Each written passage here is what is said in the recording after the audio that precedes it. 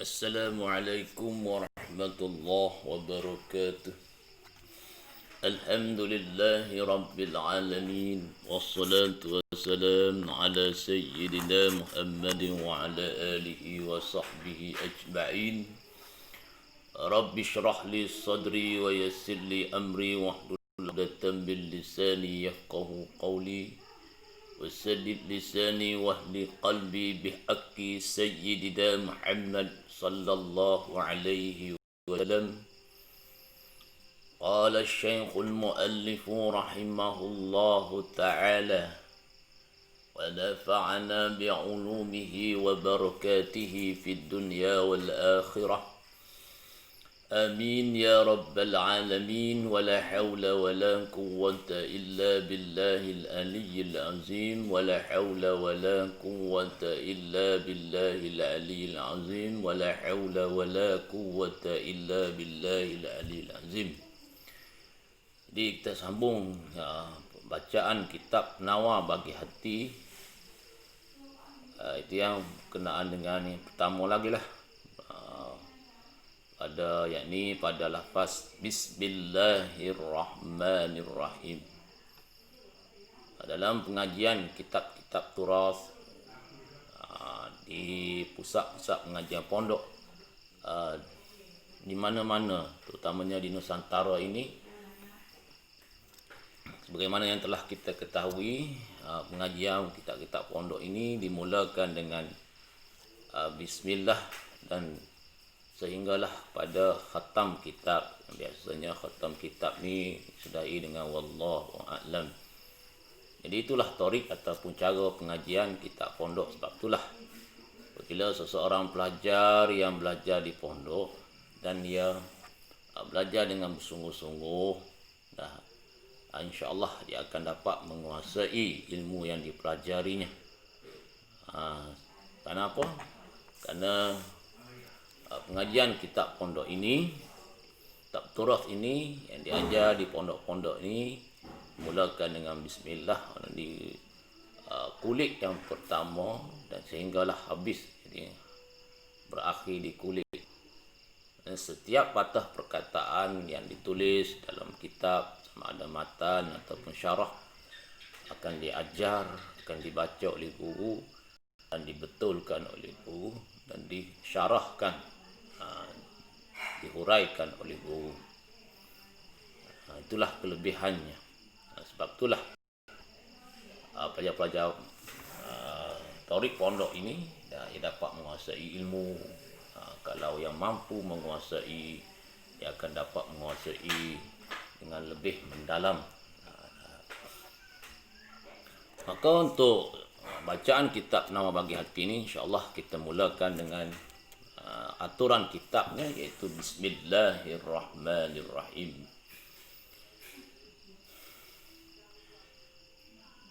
Untuk menterjemah Bismillahirrahmanirrahim sebagai terjemahan awal, sebagai terjemahan mentahnya, insya-Allah saya akan terjemahkan dengan menggunakan bahasa moden sebagaimana yang diterjemahkan di dalam buku-buku ataupun kitab-kitab pada zaman ini. Iaitu maknanya, terjemahannya Bismillahirrahmanirrahim ini ialah dengan nama Allah yang Maha Pemurah lagi Maha Mengasihani. Itu dia.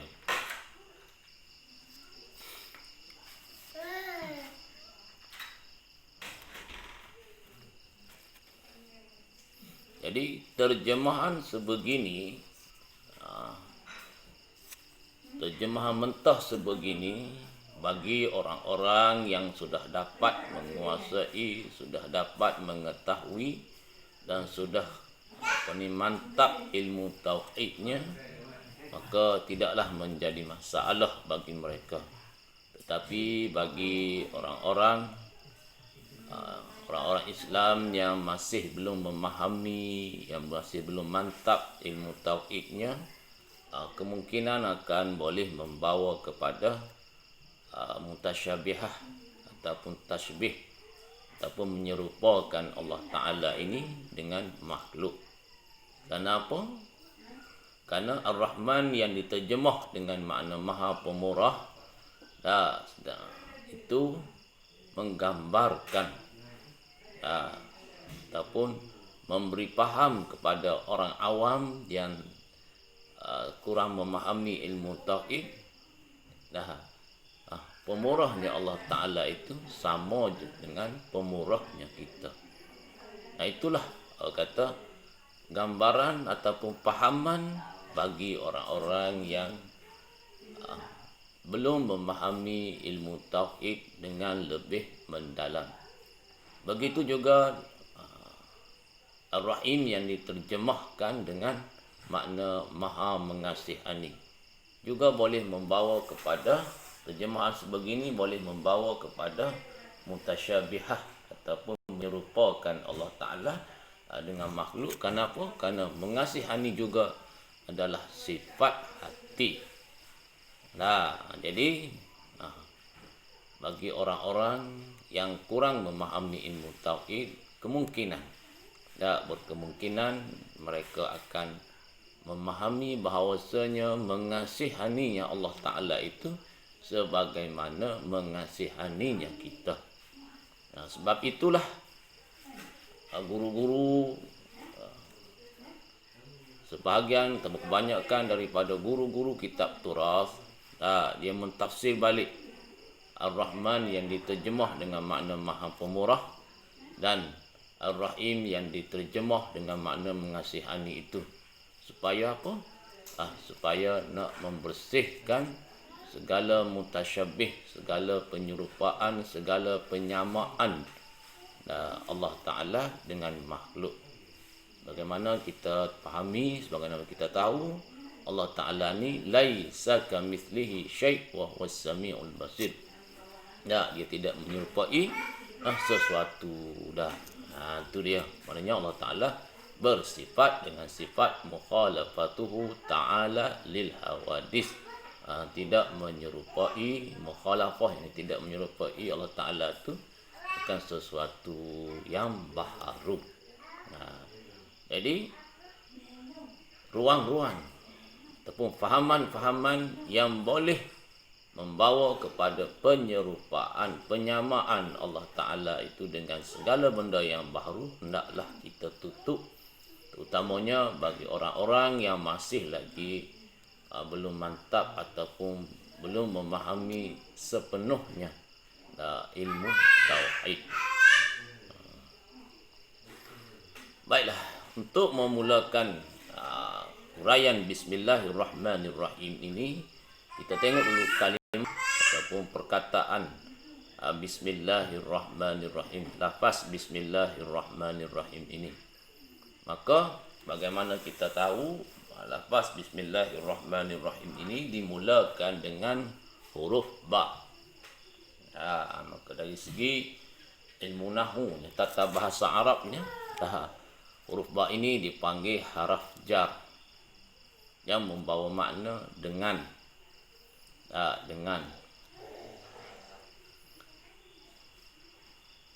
Jadi setiap ayat, setiap jumlah yang dimulakan dengan haraf jar ini maksudnya tergantung, tidak difahami.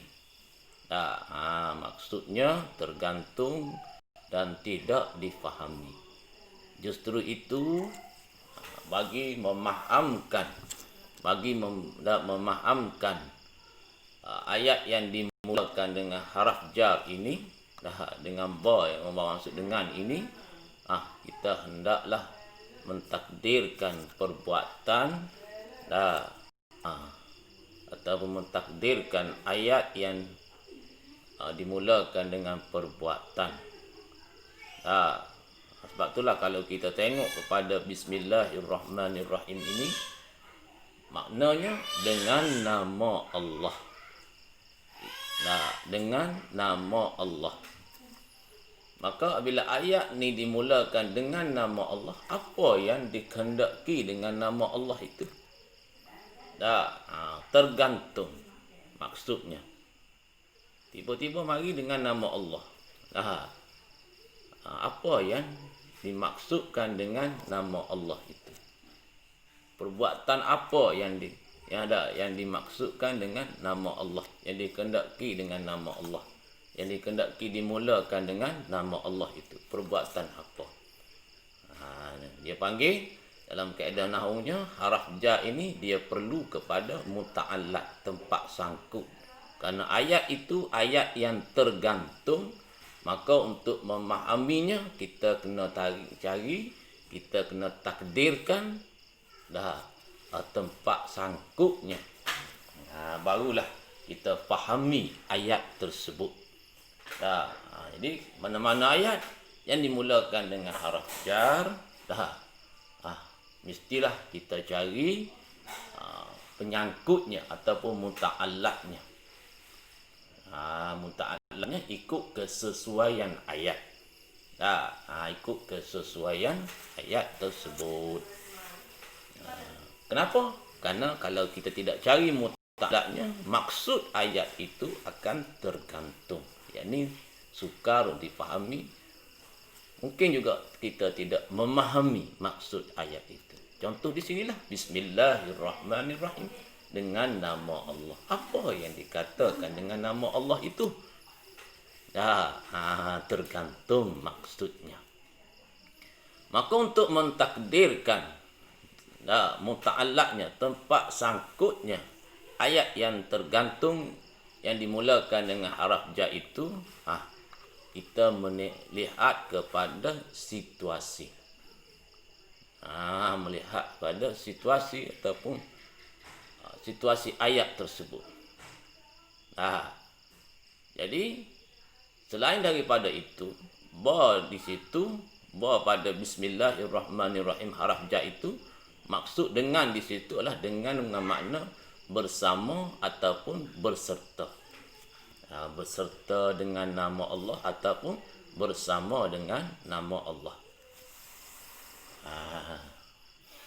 Jadi permulaan sesuatu perkara yang dengan basmalah sini, dengan Bismillahirrahmanirrahim di sini, ianya bergantung kepada peranan atau pekerjaan seseorang.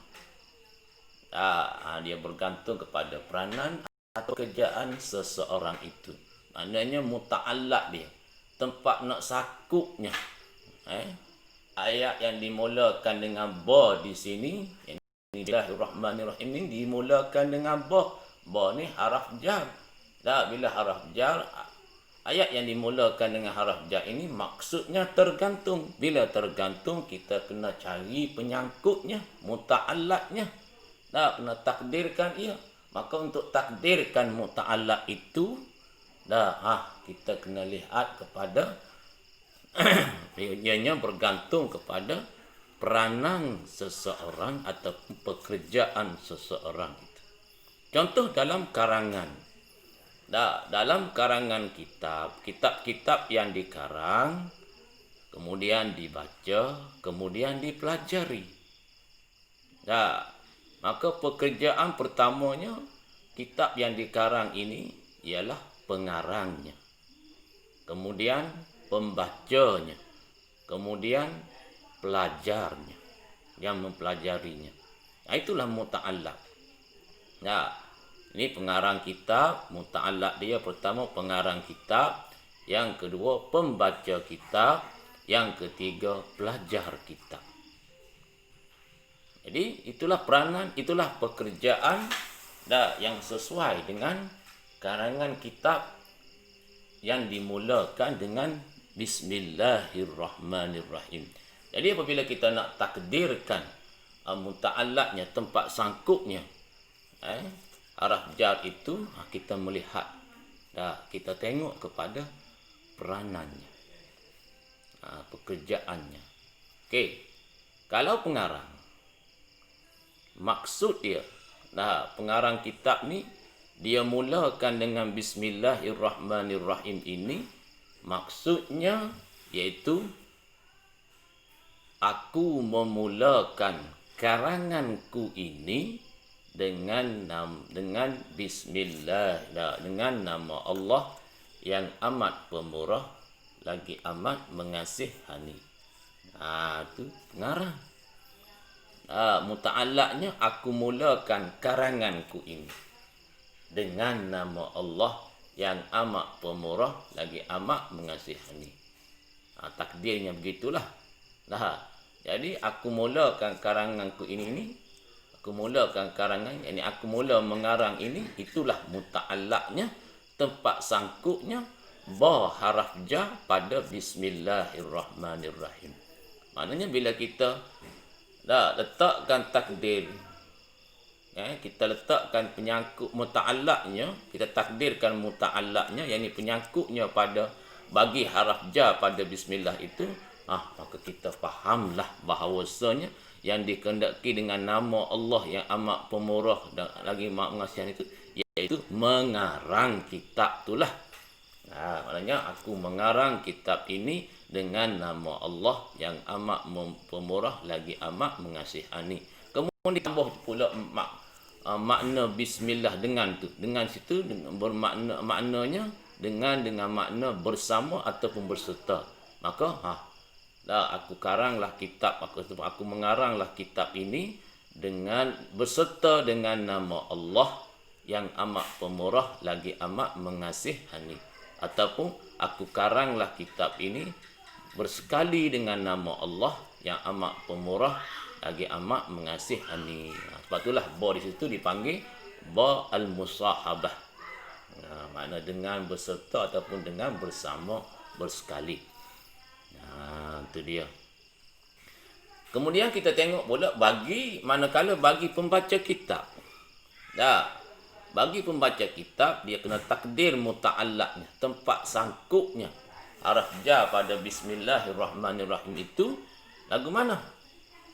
Itu dia akan takdirnya ialah aku mula membaca kitab ini berserta dengan nama Allah yang amat pemurah lagi amat mengasihani. Aku mula membaca kitab ini. Itulah muta'allaqnya.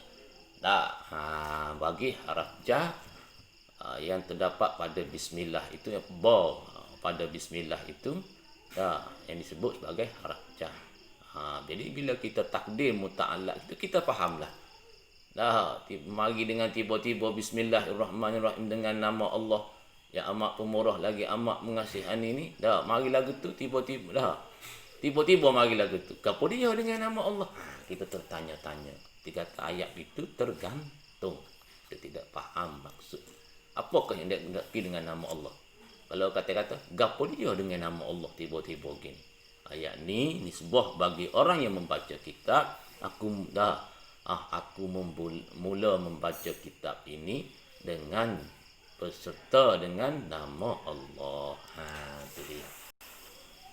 Jadi aku mula membaca, itulah muta'allaqnya, tempat sangkutnya huruf ba pada bismillahirrahmanirrahim. Nisbah bagi orang membaca kitab. Bagi orang yang mempelajari kitabnya, muta'allaqnya, lagu mana kena takdir? Yakni kena takdirnya, aku mula mempelajari kitab ini, atau aku mula belajar kitab ini berserta dengan, bersekali dengan nama Allah yang amat pemurah lagi amat mengasihani. Itulah takdir muta'allaq ataupun tempat sangkutnya ayat yang dimulakan dengan huruf jar ataupun huruf ba pada bismillahirrahmanirrahim yang terdapat pada kitab-kitab. Ianya bergantung kepada peranan kita. Kalau kita seorang pengarang, takdirnya aku mula mengarang kitab ini bersekali dengan nama Allah yang amat pemurah lagi amat mengasihani. Kalau kita seorang pembaca kitab, takdir muta'allaqnya ialah aku mula membaca kitab ini bersekali dengan nama Allah yang amat pemurah lagi amat mengasihani. Dan kalau kita seorang yang mempelajari kitab, contohnya kitab Nawar Bagi Hatilah di sini khususnya, kita kena takdir muta'allaqnya Aku mula mempelajari kitab ini berserta dengan nama Allah yang amat pemurah lagi amat mengasihani. Jadi bila ada takdir muta'allaq sebegitu, barulah kita faham maksud Bismillahirrahmanirrahim. Kalau ada takdir muta'allaq begitu, sedangkan Bismillah ini dimulakan dengan huruf ba yang dikenali sebagai huruf jar, maka tergantunglah maksud ayat tersebut.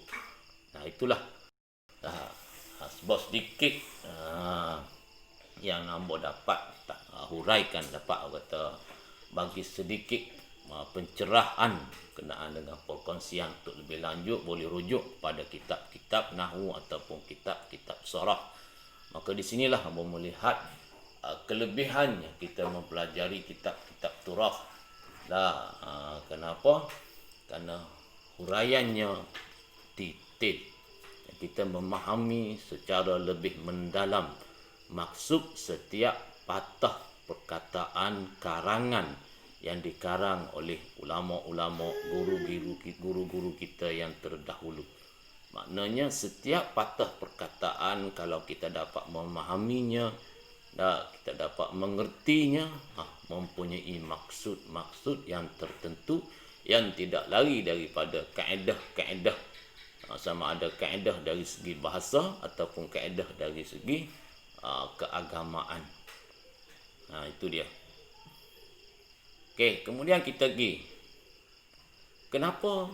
Kita pergi kepada seterusnya, iaitu kenapa pengarang kitab ini, iaitu Syekh Abdul Muttalib Al-Mandili ini mengarang kitabnya dengan memulakan karangan kitabnya dengan basmalah ataupun dengan Bismillahirrahmanirrahim. Kerana beberapa sebab. Bukanlah Tuan Syekh ni karang kitab ni mulakan dengan bismillah saja-saja nak mula. Tidak ada alasan, tidak ada sebab. Jadi yang pertama, sebab yang pertama kerana nak mengambil berkat. Nak mengambil berkat. Sebab itulah kalau kita kata dalam terjemahan Bismillahirrahmanirrahim, yang kalau kita takdirkan dengan dengan kita ni muta'allaqnya pengarang kitab, jadi kita kata aku memulakan karangan aku ini berserta dengan bismillah. Maksudnya berserta dengan berkat nama Allah. Berserta dengan berkat nama Allah yang amat pemurah lagi amat mengasihani. Jadi tujuan pengarang kitab ini memulakan karangannya dengan Bismillahirrahmanirrahim. Kenapa? Kerana nak mengambil berkat sebagaimana yang disebut dalam hadis, kullu amrin dhibalin la yubda'u fihi bi bismillahirrahmanirrahim fahuwa aqta'. Kata dia.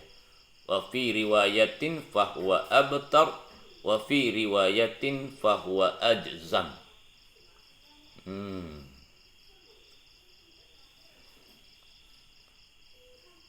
Maksudnya sesuatu urusan atau kullu amrin, setiap perkara, dhibalin, sesuatu urusan ataupun setiap perkara dhibalin, yang baik, yang molek pada syarak.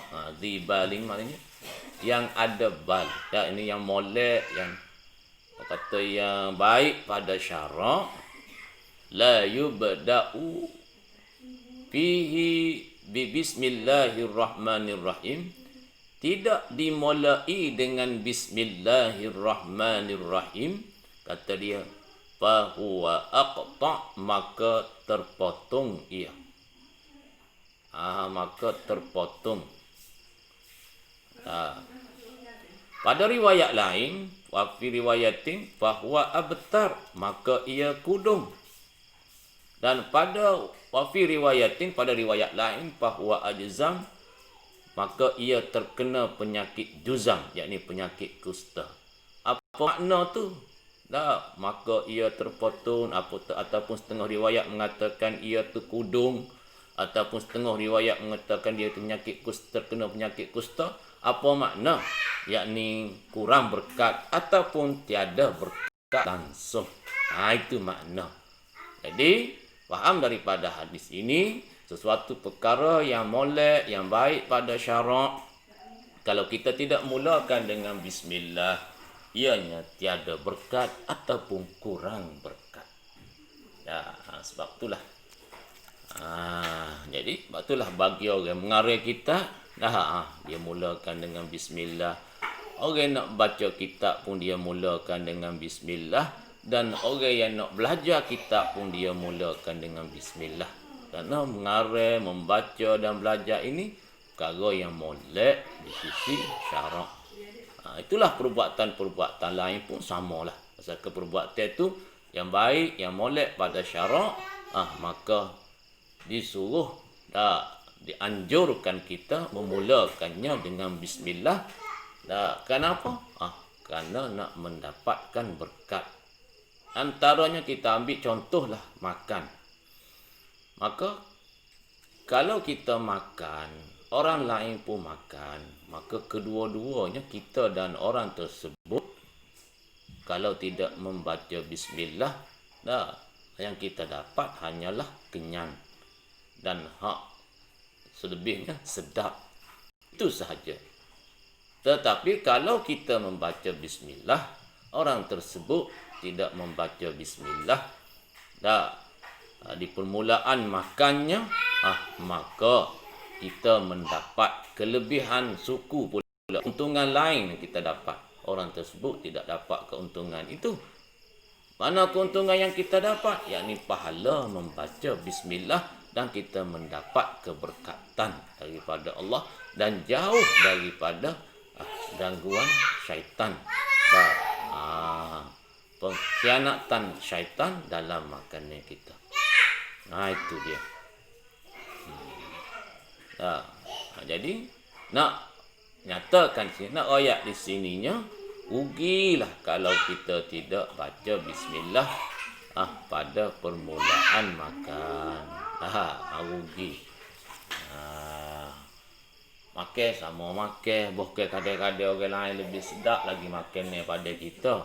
Tapi dia tak baca bismillah. Kita makan lah kadar yang tidak sedap lah, mana makan pun tak baik. Tapi kita makan dengan bismillah, kita dapat dua keuntungan. Dia dapat sok. Keuntungan kita ni dunia dan akhirat. Itu dia. Rugi. Benda mudah sangat ya. Hanya ucap bismillahirrahmanirrahim. Yang kedua, kenapa tuan kitab ini memulakan karangan kitabnya dengan bismillah? Kerana nak mencontohi Al-Quranul Karim. Sebagaimana kita tahu, Allah Subhanahu Wa Taala memulakan bacaan Al-Quran, memulakan Al-Quran ini dengan basmalah ataupun bismillahirrahmanirrahim. Nak mencontohi susunan Al-Quran yang mulia.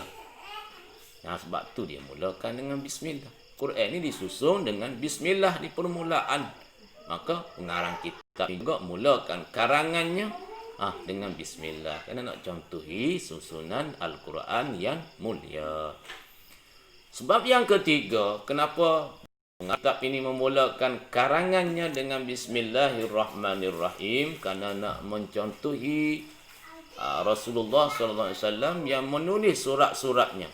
Contoh, baginda pernah menulis surat kepada seorang raja di Mesir, Hirqal, kalau tak silap lah.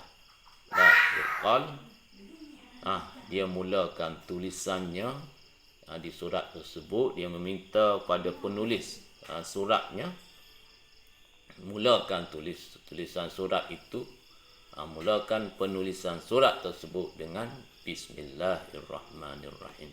Tulis surat pada Raja Mesir, kalau tak silap Hirqal. Itu dia. Jadi itulah sebagai perkongsian awal berkenaan dengan bismillahirrahmanirrahim. InsyaAllah kita akan sambung semula lagi, banyak lagi huraian-huraian pada kursi yang berkenaan dengan bismillah, tanya dari segi hukum, dari segi hukumnya dan dari